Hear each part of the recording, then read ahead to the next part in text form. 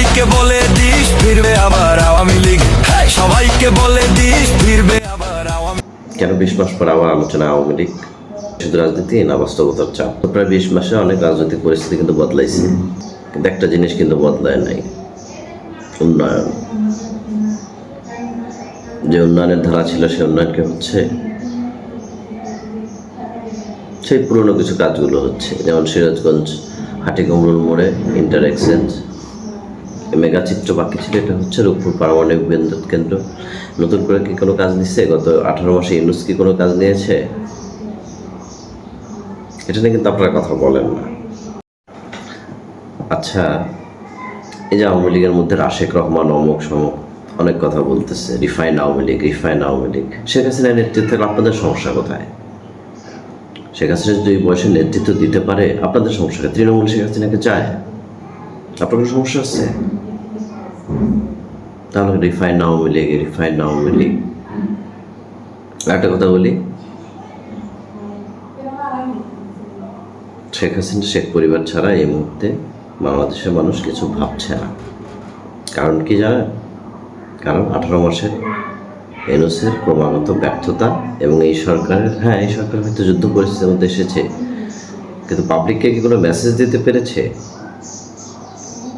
যে না আমরা এই কারণে বিদ্যুৎ সংকট বা তারা কিন্তু বলেছে বিদ্যুৎ সংকট নেই, জ্বালানি সংকট নেই। আর ওই সত্যটা বলেন, পাবলিক কিন্তু জানে যে দেশ সারা বিশ্বে একটা যুদ্ধ চলতেছে, ইরান ইসরায়েল আমেরিকার একটা কনফ্লিক্ট, এই জন্য কিছু বলতেছে না। কিন্তু যখন আপনারা বলেন যে দেশে জ্বালানি মন্ত্রী যখন বলে যে দেশে জ্বালানি সংকট নেই, বিদ্যুতের চাহিদা যথেষ্ট আছে, তখন মানুষ আসে। কারণ কি জানেন? এখন প্রত্যেকটা মানুষের হাতে স্মার্টফোন আছে। তারা সার্চ করলেই, ইউটিউবে ঢুকলেই মানুষ এখন মানে মোবাইল ঘেটে বুঝতে পারে যে কী পরিমাণ বিশ্বের সকল খবরাখবর তাদের কাছে থাকে। তো যেটা বলছিলাম যে হাসিনা থাকলে আপনাদের সমস্যা কোথায়? আর হাসিনা বা আওয়ামী লীগ কেন ফিরবে তার কিছু কারণ আপনাদের বলতেছি। বাস্তব জীবনের সবচেয়ে বড় সমস্যা হচ্ছে তেল, গ্যাস আর বিদ্যুৎ। গ্যাসের সংকট, শিল্প থেকে বাসা সব জায়গায় কিন্তু প্রভাব পড়া শুরু হয়ে গেছে। বিদ্যুতের অবস্থা আসে যায় আসে যায়, সেটি এখনও বাস্তব। ক্রমাগত এই 3টা ডিপার্টমেন্ট প্রবলেম হলে দেশের অর্থনীতি ভেঙে পড়ে। তখন কিন্তু তুলনা আসলে যে আগেই ভালো ছিলাম। শৃঙ্খলা, এখনও মানুষ পুলিশের উপর ভরসা করতে পারতেছে না। পুলিশকে ডাকলে এখনো পাওয়া যাবে এই আশা মানুষ করে না, বা পুলিশ এখনো সেই সাহস পায় না, কারণ পুরো পরিস্থিতি এখনো নিয়ন্ত্রণে আসেনি। যতক্ষণ পুলিশ হত্যার বিচার না হবে, পুলিশ সেই সাহস ফিরে পাবে না। আর এই আস্থার সংকট সবচেয়ে বড় সমস্যা, কারণ কোনো নিরাপত্তা না থাকলে কোনো উন্নয়নেই মানুষের কাছে অর্থবহ লাগে না। আচ্ছা, গত 20 মাসে কি কোনো উন্নয়ন দেখছেন আপনারা? এখন কিন্তু এই প্রশ্নটা বেশি উঠতেছে। রাস্তাঘাট, ব্রিজ, মেগা প্রজেক্টে এই ধরনের দৃশ্যমান মানুষ খুব দ্রুত বুঝতে পারে কিন্তু। আর এরা এই জায়গাটায় রাজনীতি বড় ফ্যাক্টর হয়ে ভবিষ্যতে দাঁড়াবে। মানুষ কিন্তু বলবে যে আপনারা কী করেছেন, অলরেডি আঙ্গুল তোলা শুরু করেছে। যেমন আমি কাছের একজনকে চিনি, বিএনপি করেন, উনি কিন্তু নিজেই বলতেছে যে সরকার ব্যর্থতার দিকে যাচ্ছে। আজকে মানুষের মুখে মুখে কিন্তু একটাই কথা, অলরেডি রব শুরু হয়ে গেছে। আগে আওয়ামী লীগ আলাদা বলতো, এখন কিন্তু তৃণমূলে বলা শুরু হয়ে গেছে। মোটরসাইকেলে যখন তেল পাচ্ছে না, যে যারা ধানের কাজ করে, ডিজেল চালিত ইঞ্জিন চালায়, তারা যখন ডিজেল পাচ্ছে না তখন কিন্তু বলতেছে আগেই ভালো ছিলাম।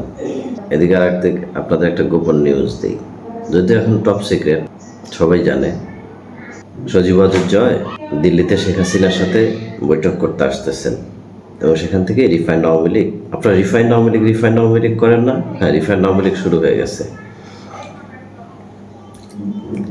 এবং সজীব জয় রাজনীতিতে ফিরবেন, এরকম একটা ইতিবাচক সিদ্ধান্ত এসেছে।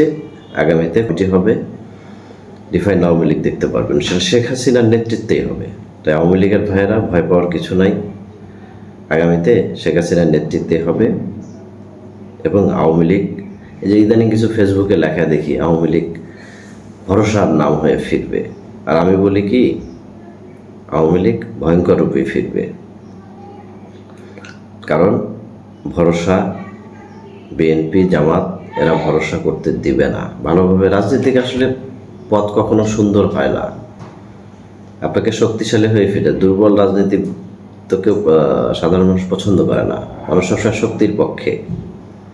এই জন্যে আপনার যে আওয়ামী লীগের কেউ প্রচার করে আওয়ামী লীগ ভরসা, হ্যাঁ শক্তিশালী হয়ে ফিরলে আপনি ভরসা, মানুষ আপনাকে ভরসা করবে। আর একটা কথা বলি, এই যে রাশেক রহমান নামে একজন আছে, খুব বাতেলা দেয়, বড় বড় রিফাইন্ড আওয়ামী লীগ, আজকে ইদানিং শেখ হাসিনার বদনাম করে, আওয়ামী লীগের বড় বড় নেতাদের বদনাম করে, এতে কোনো লাভ হবে? দেখান যে অমুক নেতৃত্ব বাংলাদেশ আওয়ামী লীগকে হাল ধরেছে, শেখ হাসিনা বিন কার কথা শোনে? তাই বলতেছে আওয়ামী লীগ ফিরবে, শক্তিশালী হয়ে ফিরবে। আপনারা মন খারাপ করবেন না। শেষ করব, শুধু একটা কথা বলবো, একটা প্রশ্ন থাকবে আপনাদের কাছে, এগিয়ে রেখেছে নাকি আমরা পিছিয়ে গিয়েছি? ফিরে আসা উচিত পুরনো নেতৃত্বের, নাকি দরকার একেবারে নতুন কিছু? কমেন্টে জানাতে পারেন, আপনার মতামত লিখতে পারেন।